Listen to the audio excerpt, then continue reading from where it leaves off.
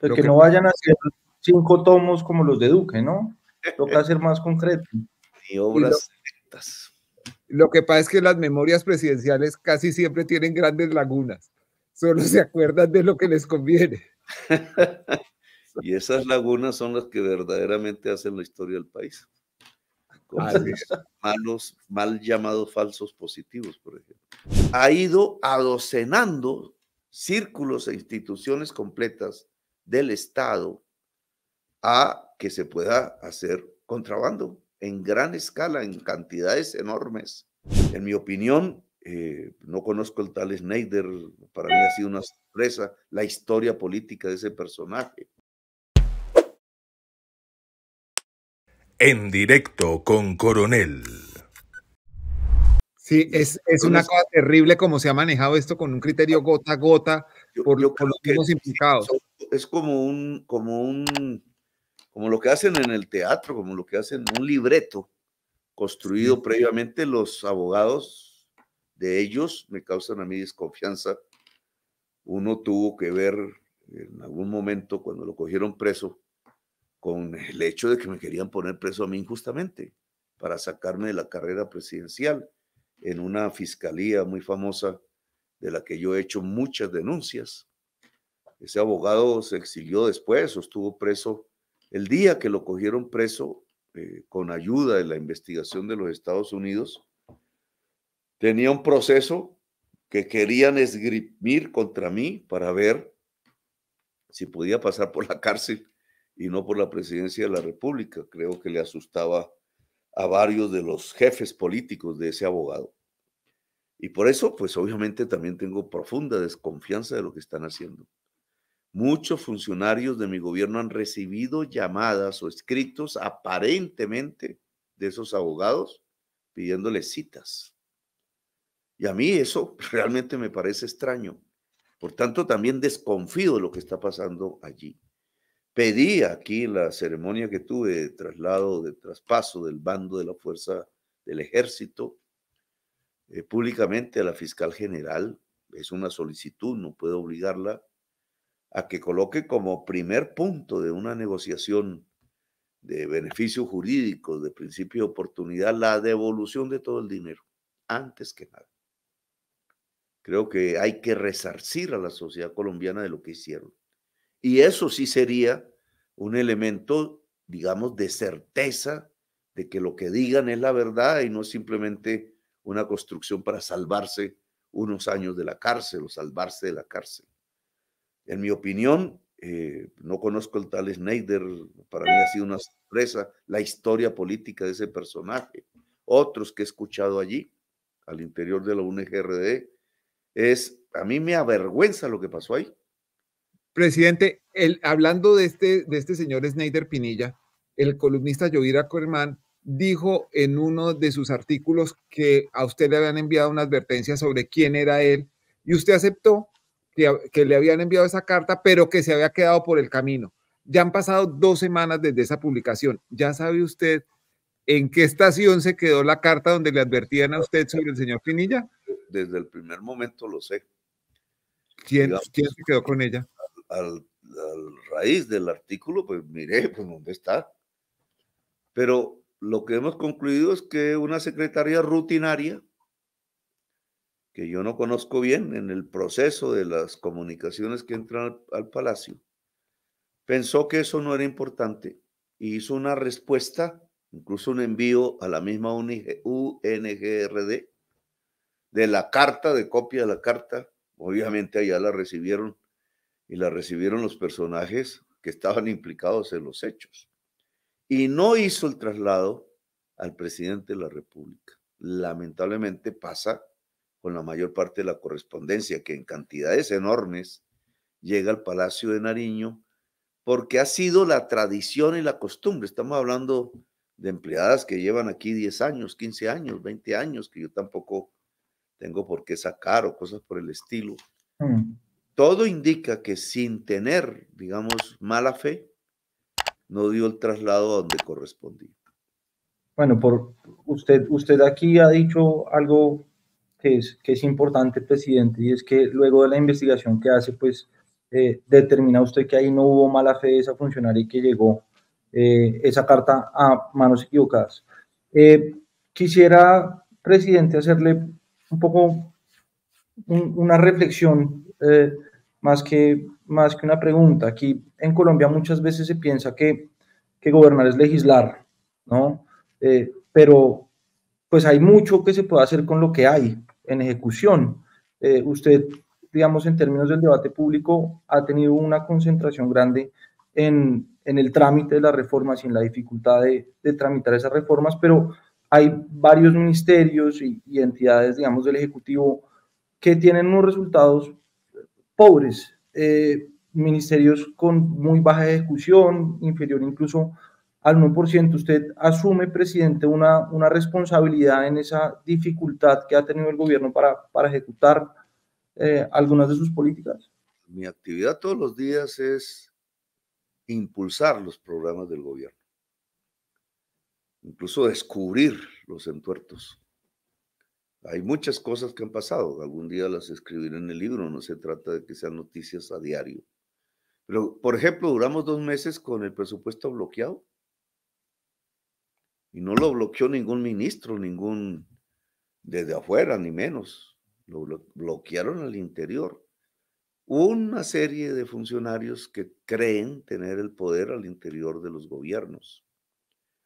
Este es un tema, digamos, no solamente para mí, que viene de vieja data. Incluso un sector de la prensa se burló de lo que dije porque lo había hallado. Cómo incluso a través de los softwares se dirige el presupuesto automáticamente, no porque el software sea en sí mismo inteligente, sino porque sus algoritmos han sido modificados para que llegue el dinero a círculos de corrupción que ya vienen establecidos desde hace incluso décadas. El sistema de contrabando en Colombia, por ejemplo, una de mis investigaciones que está en proceso y tiene ya personas bajo control judicial, incluso fuera del país, es un sistema construido desde hace 40 años, en donde la presencia de dinero del contrabando en las diferentes campañas políticas ha ido adocenando círculos e instituciones completas del Estado a que se pueda hacer contrabando en gran escala, en cantidades enormes, que al final son un lavado de activos del narcotráfico. Con eso destruyen fábricas de confecciones, miles de mujeres que se dedican a ese oficio, a esa empresa, a ese tipo de actividad, pues terminan quebradas, no podemos industrializarnos, etcétera, porque simplemente el Estado se ha puesto al servicio de una entrada ilegal de mercancías que acaba con la industria nacional. Quizás, si tengo que decirlo así, este es el primer gobierno en golpear el contrabando. Tenían generales amigos, lo dije alguna vez públicamente, también se burlaron por lo que dije. Tienen congresistas amigos, tienen políticos amigos, funcionarios dentro del Estado, los puertos, la Polfa, etcétera, que durante el tiempo pasado, y espero haber podido depurar eso, durante el tiempo pasado dejaron entrar miles de millones de dólares de contrabando para mal de la industria nacional. Como esto he encontrado otra serie de temas. Ecopetrol, por ejemplo. El FOMAC, que es lo que acabamos de hablar, el sistema de salud de los maestros, que hemos ido destruyendo, pero eso tiene resistencias. No es que el presidente dice, cuando yo voy a ver, se ha demorado tal orden, otra orden por allá, los contratos se hacen de otra manera, etcétera. Y tiene que ver con un sistema cualificado de corrupción construido entre el Estado de Colombia que estamos desmantelando. Y ojalá me alcance el tiempo para desmantelarlo completamente. Presidente, la baja ejecución del gobierno es algo que también percibe la gente y que la percibe como ineficiencia y a veces como ineptitud. Aquí entre nosotros, ¿usted admite que podría trabajar un poquito más para sacar adelante sus iniciativas? El gobierno, claro que puede trabajar más rápido, se arriesga. Pero lo que llaman ejecución tiene una serie de trampas en el concepto. Eso también es materia de una investigación periodística. Por ejemplo, la costumbre para tener altos índices de ejecución era un cambalache, le voy a decir. Era pasar la plata del ministerio a un fondo fiduciario. Es decir, a guardarla en un banco.